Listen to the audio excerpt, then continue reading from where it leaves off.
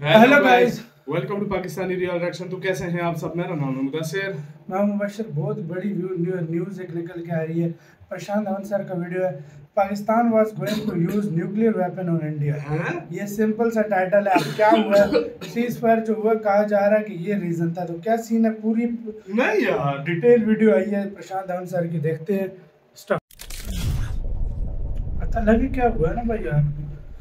ना पिछले एकदम हुआ 24 ना घंटों में जो ceasefire। हुआ है ये सब देखकर मुझे पता है आपके माइंड में भी एक सवाल आ रहा होगा, आखिर हुआ क्या? एक क्षण में हम लोग पाकिस्तान के एयर बेसिस को बॉम्ब कर रहे थे, फिर सडनली ट्रम्प की ट्वीट आती है कि जी सीज फायर कर लो, सीज फायर कर लो, और फिर अचानक से सारा मामला ठंडा हो जाता है। आप उसके बाद एक बात नोट करना, कई इंडिया के न्यूज़ एंकर्स हैं, वो इस बात को लेकर गुस्सा थे कि ट्रंप ने ये कैसे बोल दिया, सीज फायर का हमारे पास अच्छा मौका था, गोल्डन चांस था। फिर अचानक से लगता है कि जैसे शो के बीच में कुछ कॉल आई है, कुछ उनको बताया गया है, और फिर न्यूज़ एंकर भी ठंडा हो जाता है।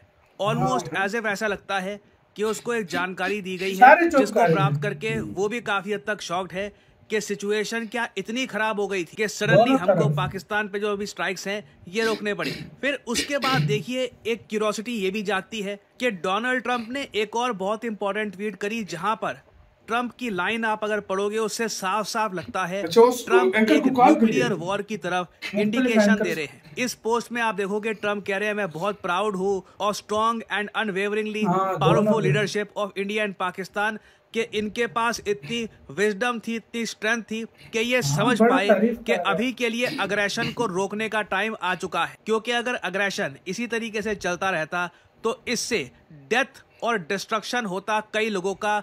और ये लाइन सुनना सबसे इंपॉर्टेंट है, ट्रम्प कहते हैं million. Millions of good and innocent people could have died. एक Millions? मिलियन होता है 10 लाख, ये कह रहे हैं मिलियंस, ये 20 40 लाखों, 50 करोड़ों लाख कह रहे हैं। इनोसेंट करोड़ों। लोग मारे जाते। नाउ इंडिया पाकिस्तान के बीच में कई बार वॉर हो चुकी है, सिविलियंस की डेथ ना के बराबर हुई है वॉर में। इवन आप अगर देखो सोल्जर्स की कैजुअलिटी भी, ये भी हजारों में ही रही है। बट आप जानते हैं, मैं जानता हूं, मिलियंस कब मरते हैं। ये लाइन पे फोकस करो, मिलियंस का भी बमबारी से नहीं मरते मिलियंस मिलियंस इनोसेंट भाई। People could have died. ये कब होता है? एक न्यूक्लियर वॉर में, जब न्यूक्लियर वेपन यूज किए जा रहे हो, तभी न्यूक्लियर वेपन्स को लेकर दुनिया का हर देश काफी हद तक एप्रीहेंशन रखता है, कोशिश करता है कि न्यूक्लियर वेपन्स का इस्तेमाल ना हो। हाँ, एक बार को आप कह सकते हैं कि जिस देश ने 2 एटॉमिक बॉम्ब गिराए थे जापान पे सिविलियंस पर, वही देश कह रहा है कि जी millions of people died. Hypocrisy है, बिल्कुल, दिस इज हिपोक्रेसी की भी हिपोक्रेटिक। सीमा बट होती है। ट्रंप को क्लियरली कुछ ऐसा पता था जो अभी हम सबको पता नहीं है। आगे देखो, डोनाल्ड ट्रंप ये कहते हैं your legacy is greatly enhanced by your brave action. इनके शब्दों में ना साफ साफ लग रहा है, ये इंडिकेट कर रहे हैं कि एक बहुत बड़ा प्रलय टल गया, बहुत बड़ी डिस्ट्रक्शन जो हो सकती थी सब वो एकदम टल चुप हो गए हैं गई। आगे सारे। ट्रंप, मैंने पिछले 1 साल में ऐसे शब्द ट्रंप को यूज करते हुए देखा नहीं है। ये भी कहते हैं आगे कि मैं अब इस रीजन के साथ ट्रेड बढ़ाने वाला हूं। अब ऑब्वियस सी बात है, जब ये कहते हैं रीजन इंडिया। के साथ ट्रेड बढ़ाऊंगा, तो ये प्राइमरली भारत की बात ही आज कर रहे हैं। सुबह ये तो मैं आपको पाकिस्तान का भी बोल रहा था, दोनों कंट्रीज कि यूएस के कई फॉरेन पॉलिसी स्कॉलर्स ने ओपनली कहा है कि अगर भारत सीज फायर कर लेता है तो उसके बदले में यूएस एक स्वीट हार्ट ट्रेड डील देने को तैयार है, जिसमें भारत का बहुत फायदा होगा। और इस बात को आप कंफर्म कर सकते हैं, गूगल करिएगा, American foreign policy scholar John Mearsheimer की कमेंट, इन्होंने लिटरली कहा है कि बिल्कुल भारत को एक बहुत अच्छी ट्रेड डील मिल सकती है। नाउ ये इन्होंने आज से 4 दिन पहले बोला था। फिर हम देखते हैं आज रिसेंटली ट्रंप लिटरली ये शब्द कहते हैं कि ट्रेड करने को तैयार हूँ, सब्सटैंशियली मैं दोनों कंट्रीज के साथ काम करना चाहता हूँ, और I will work with you both to see after 1000 years a solution can be arrived concerning Kashmir. तो ये हजारों यहाँ साल कह रहे हैं बाद। कि हजारों की हजारों तो साल साल के का बाद कश्मीर का मतलब डिस्प्यूट लंबा हजारों छीन साल खींचा का है नहीं ना। है यार, ये पता नहीं क्यों बोलते रहते हैं हजारों साल हजारों साल। एक तो तो बहुत ओवरऑल आप सदियों से अगर लड़ देखो, रहे हैं जिस तरह। इनके शब्द साफ साफ ये बात रिफ्लेक्ट कर रहे हैं कि बहुत बड़ी आपदा टली है, कुछ पहली बहुत बार ज्यादा बड़ी तमीज के डिस्ट्रक्टिव दायरे जो में हो ट्वीट किया सकता था इसने। वो है ना बचा भाई? लिया गया है। दोनों साइड की लीडरशिप ने मैच्योरिटी दिखाई है। और अगर यहाँ पे आपका सवाल ये है कि कैसी आपदा टली है, यहाँ पर हुआ क्या है, तो यहाँ पे आपको समझना होगा, भारत ने पाकिस्तान के 8 से 10 एयरबेस बुरी तरीके से डिस्ट्रॉय कर दिए। अब पाकिस्तान धीरे धीरे ये भी एडमिट कर रहा है कि ग्राउंड पर इनके जो कई एयरफोर्स के लोग थे ये भी मारे गए हैं। पहले कह रहे थे कि कराची में 6 हमारे फाइटर जेट पाकिस्तान में गए हैं and we destroyed their air bases. और आप सबको याद होगा ये अगेन हम सब ने ये बात देखी है, पाकिस्तान का DGISPR रैटल्ड था, इनका पूर्व एयर चीफ मार्शल कह रहा था जो हिंदुस्तान ने कर दिया है आज, दिस शुड रैटल अस। हमारी हालत आज के समय बहुत खराब है। Leadership job is to look into the future जी। आज जो हुआ है this should rattle all of us. ये बड़ा मुश्किल वक्त आ गया है जी, इसका हमारे पास एज ऑफ नाउ कोई जवाब नहीं है। और मेरे ख्याल में तो सूरत हाल परेशान से परेशान कुन होती जा रही है, बिकॉज डी एस्केलेशन नहीं होने वाली इस तरह से जब तक कि अमेरिका प्रेशर नहीं डालेगा। और याद रखिए 4 दफा इंडिया ने आप पे पूरा अटैक करने का प्लान बना लिया था। ये वीडियो बहुत ज़रा मैटर करती है। ऑपरेशन सिंदूर के अंडर मैं कहूँगा भारत की एक तरफा डोमिनेंस थी, पाकिस्तान कुछ नहीं कर पाया, इनका एक मिसाइल लैंड नहीं किया। हाँ, अब आर्टिलरी फायरिंग कर दी, जो निहत्ते सिविलियंस थे बॉर्डर के पास रहते थे वहाँ पे लोग मार दिए, वो पाकिस्तान अकॉम्प्लिश कर पाया है, मगर वो कोई मिलिट्री के लिए कोई बड़ी अचीवमेंट नहीं है। इंडिया का कोई एयर बेस या डिस्ट्रॉय नहीं कर पाया। इंडिया ने कैटेगोरिकली वीडियो दिखाई है, हमारे सारे एयर बेसिस ठीक है, विद टाइम स्टैम्प हमने दिखाया है कि कुछ नुकसान हमको यहाँ पे हुआ नहीं है। जबकि पाकिस्तान के एयर बेसिस पे आग लग रही थी, इनके खुद के सिटीजन्स ने वो वीडियोस रिकॉर्ड करी है, सोशल मीडिया पे हमेशा के लिए वो वीडियोस रहेगी।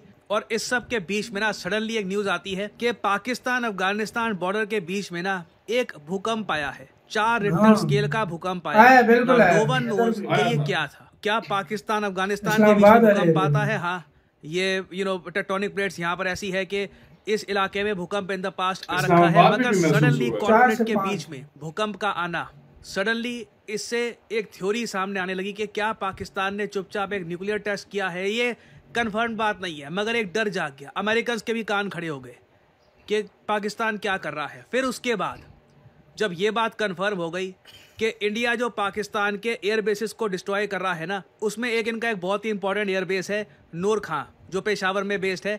मैंने आपको बताया था पेशावर में पाकिस्तान की मिलिट्री के हेडक्वार्टर्स है।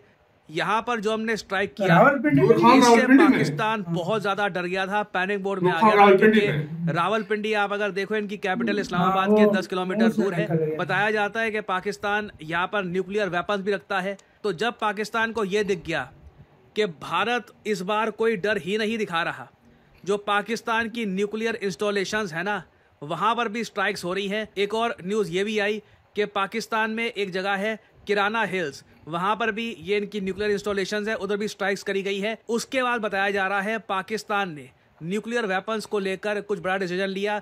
रिपोर्ट भी आई थी कि शहबाज शरीफ ने पाकिस्तान की न्यूक्लियर कमांड को एक मीटिंग के लिए बुलाया है। ऑफकोर्स बाद में पाकिस्तान ने कहा कि नहीं मीटिंग नहीं हो रही, बट डेफिनेटली पाकिस्तान ने यूएस को कुछ ऐसा बताया है कि हम कुछ कर देंगे, देखो हम बर्दाश्त नहीं करेंगे, ऐसे तो हमारी कुछ इज्जत बचेगी नहीं, हमारी जनता हमको यहाँ पर छोड़ेगी नहीं, तो हम कुछ कर देंगे। और ये बात कंफर्म होती है, CNN ने भी ये आर्टिकल पब्लिश किया है कि अलार्मिंग इंटेलिजेंस मिली थी। यूएस प्रेसिडेंट JD वैंस ने फ़ोन किया PM मोदी को और ये कहा सर सिचुएशन ये हो रखी है, पाकिस्तान हो सकता है कि कुछ बड़ा स्टेप ले ले।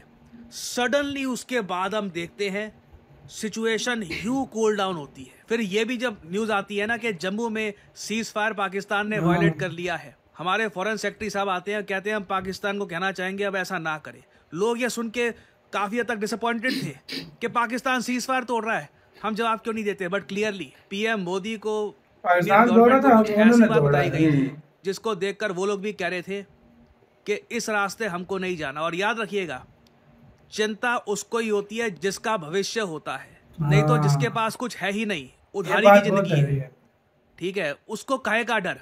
और उसके माइंड में वैसी बातें चल रही है कि यहाँ पे तो ऐसे ही मैं टहलने के लिए आया हूँ, असली जिंदगी मरने के बाद शुरू होगी। तो डोनाल्ड ट्रंप की जो ये कमेंट है क्लियरली दिखाती है कि एक बहुत बड़ा विनाश होते होते टला है। The death and destruction of so many and so much millions of good and innocent people could have died. ये लाइन काफी हद तक इंडिकेट करती है कि एक न्यूक्लियर वॉर अवॉइड करी गई है, नहीं तो आप जस्टिफाई नहीं कर सकते। I mean normal conventional war में मिलियंस अब तक नहीं मारे गए। 1971 इंडिया पाकिस्तान नहीं मरते भाई, हजारों बड़ी मुश्किल से मरते हैं, कहीं से नहीं मारे गए थे। मिलियंस लाखों बहुत भी हुआ, 1-2-1.5 लाख बहुत भी फिगर मिलिट्री कैजुअलिटीज की बात नहीं कर रहे हैं, यहाँ पे स्पेसिफिकली कह रहे हैं इनोसेंट लोग, मिलियंस की संख्या में तभी मारे जाते हैं जब एक न्यूक्लियर वॉर हो, वर्ल्ड वॉर हो। आई थिंक जो हुआ है यहाँ पर, इसके रिगार्डिंग जो इंफॉर्मेशन है धीरे धीरे सामने आएगी, बट शायद दुनिया एक न्यूक्लियर वॉर के ब्रिंक से बिल्कुल वापस आई है। और पाकिस्तान के बारे में देखिए, अनफॉर्चुनेटली ये एक ऐसी रियलिटी है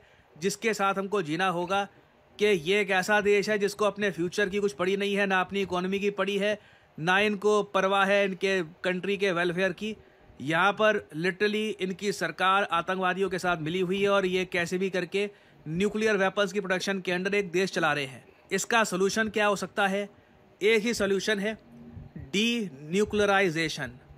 ये कैसे हम अचीव करेंगे, बहुत ही मुश्किल ये रास्ता होगा, बट बिना डी न्यूक्लियराइजेशन के पाकिस्तान को अटैक करना इट इज़ पॉइंटलेस, क्योंकि हर बार या तो यूएस या यूरोपियन यूनियन कोई ना कोई आ जाएगा, वो कहेगा नहीं नहीं नहीं नहीं ये रहने दो, तबाही हो जाएगी। सो या बताइएगा यहाँ पे आपके क्या थॉट्स है इसके बारे में, मैं जानना चाहूँगा आपके विचार, कमेंट सेक्शन में शेयर करिएगा।